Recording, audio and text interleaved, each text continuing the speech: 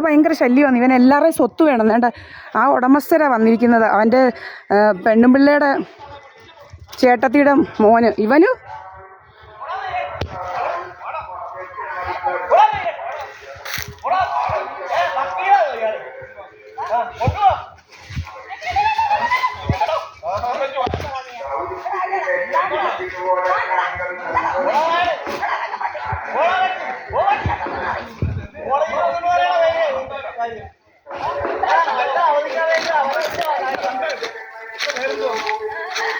ഇവനെ കൊണ്ട് വലിയ ശല്യമാ. ഇവനെ കൊണ്ട് വലിയ ശല്യം. ഇവനെ കൊണ്ടുപോകണം. ഇവനെ കൊണ്ട് വലിയ ശല്യമാ. നിങ്ങളാരാ വരാൻ പോടുന്നു?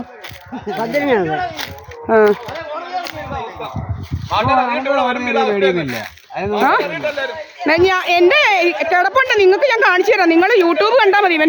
ഇവന്റെ രോഗങ്ങള്. ഇവനെ അടിച്ചു കൊതുക്കേണ്ട സമയം കഴിഞ്ഞു ഇവനെ. നിങ്ങൾ വന്ന് കയറാം. നിങ്ങളിവിടെ പെരവയ്ക്ക് നിങ്ങൾക്കൊക്കത്തില്ലയോ? നിങ്ങൾ പെരവയ്ക്ക്. രാജപ്പനെ കൂടെ വിളിച്ചോണ്ട് പറഞ്ഞേ. രാജപ്പനെ ഇവൻ നമ്മുടെ വീട്ടിൽ കയറി അടിച്ചു പൊളിച്ച് എന്നെ പിടിച്ചോണ്ട് പോയി. എന്റെ പ്രമാണം എടുക്കാൻ നോക്കിയതാ ഇവൻ ആരാന്നറിയാവോ? ഇവൻ എന്റെ പ്രമാണം അടിച്ചു മാറ്റാൻ നോക്കിയതാണ്ട്. ഇവൻ എന്റെ പ്രമാണം അടിച്ചു മാറ്റാൻ നോക്കിയതാ. ഇവൻ എല്ലാവരുടെയും വേണം. ഇവൻ എല്ലാവരുടെയും വേണം. ഇവൻ എല്ലാവരുടെയും വേണം.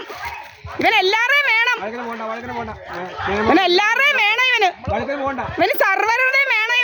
ഇവൻ നടക്കുക. പേരെ കൊണ്ടുവരണം. ഇവനെ റെഡിയാക്കണം. ആളില്ലാഞ്ഞിട്ടോ ഇവനെ. 5-6 പേരെ കൊണ്ടുവരണം.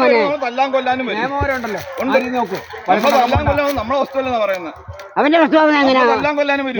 ഞങ്ങളെ 6 സെന്റ് അവനെ കൈക്കലാക്കിയാ ഞാൻ കേസ് പറഞ്ഞെടുത്തായിരിക്കും. നിങ്ങളുടെ ഷെയർ കിട്ടിയതല്ലേ?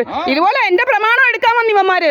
എന്റെ പ്രമാണവും ഇവന്റെ മോനെ അടിച്ചു കൊണ്ടുവന്ന് ചുമ്മാതെ ഒരു കള്ള ആക്സിഡന്റ് ഒക്കെ കൊണ്ട് മയക്കിക്കൊണ്ടിട്ടിരിക്കുക. ഇപ്പൊ എങ്ങാണ്ട് കൊണ്ട് വിട്ടിരിക്കുക. മയക്കിക്കൊണ്ടിരിക്കുക.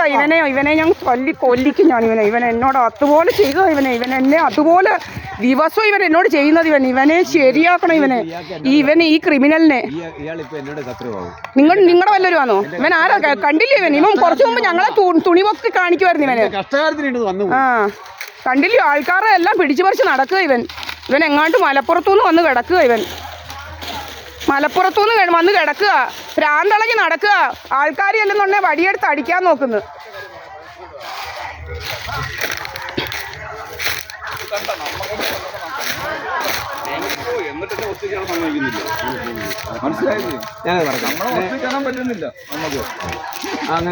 അടിക്കാനും കൊല്ലാനും വരുമോ? നമ്മളെ ഒരു തെളിവില്ല. നമുക്കെല്ലാം പറയാൻ പറ്റുമോ? ഇത് കിഴക്ക് വശം. ഇതാണ് മറ്റേ വസ്തുവിന്റെ. അത് നമ്മുടെ അനീതിയക്കയുടെ വസ്തുവാ. നമ്മുടെ വസ്തു അടിച്ചു മാറ്റാൻ നോക്കി ഇവന്.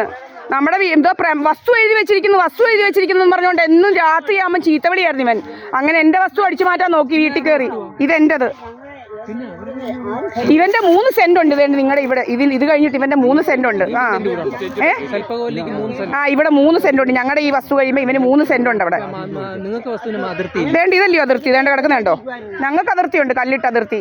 അത് ദീപായസ് പണിക്കർ വകയാ കേട്ടോ. സഹദേവ മന്ദിരത്തിൽ ദീപായസ് പണിക്കർ വക. ഇത് ഈ കിടക്കുന്ന ഇങ്ങനെ പടിഞ്ഞാട്ട് കല്ല് കിടക്കുന്നത്. ദീപായസ് പണിക്കർ. അത് കഴിഞ്ഞ് ഈ സൽപ്പകവല്ലിക്ക് 3 സെന്റ് ഉണ്ട്. സൽപ്പകവല്ലിയോ ഇവനോ ഉണ്ട് 3 സെന്റ്. അത് കഴിഞ്ഞാ നിങ്ങളുടെ വസ്തു. അതല്ലയോ? അതാണോ ഇവൻ വാങ്ങിച്ചത് 3 സെന്റ്? അതാ ഇവന്റെ പേരിലാണോ വാങ്ങിച്ചത്? വീട് നിൽക്കുന്ന ഇവരുടെതാ.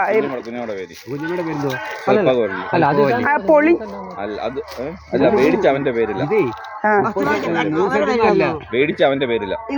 അല്ലല്ല, ഭോപ്പാലിലെ സർലേന്റിക്ക് 18 സെന്റ് ഉണ്ട്. അത് കഴിഞ്ഞ് അവന്റെ ഈ വീട് നിൽക്കുന്നത് 18 സെന്റ് എങ്ങാണ്ടാ. 9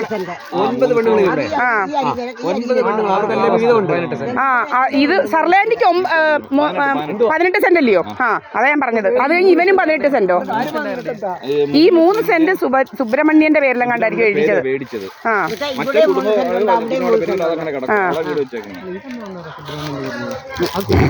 ഇവിടെ കിടക്കുന്ന നമ്മളെ തെക്കുവശത്തുള്ളതാണ് സുബ്രഹ്മണ്യത്തിന്റെ പേരുള്ളത്.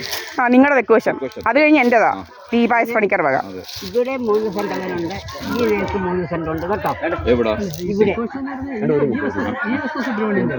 അല്ല, ഇതെന്റെ അല്ല, ഈ തെക്ക് വശത്തുള്ളത് നമ്മള് തെക്ക് വശത്തുള്ള സുബ്രഹ്മണ്യത്തിന്റെ അല്ല, അവിടെ 3 സെന്റ്. പിന്നെ ഈ വസ്തു എന്റെ മോടെയും കൂടെ, ഈ വസ്തു കേട്ടോ മക്കളെ. എന്റെ 7 സെന്റും ഇവിടെ, എന്റെ ഇവിടെ പിന്നെ 10 സെന്റ് അമ്മയുടേത്. എനിക്ക് എന്റെ 10 സെന്റ്, ഇവിടെ 7 സെന്റ്. അല്ലല്ല, അത് കുടുംബോഹരിയായിട്ട്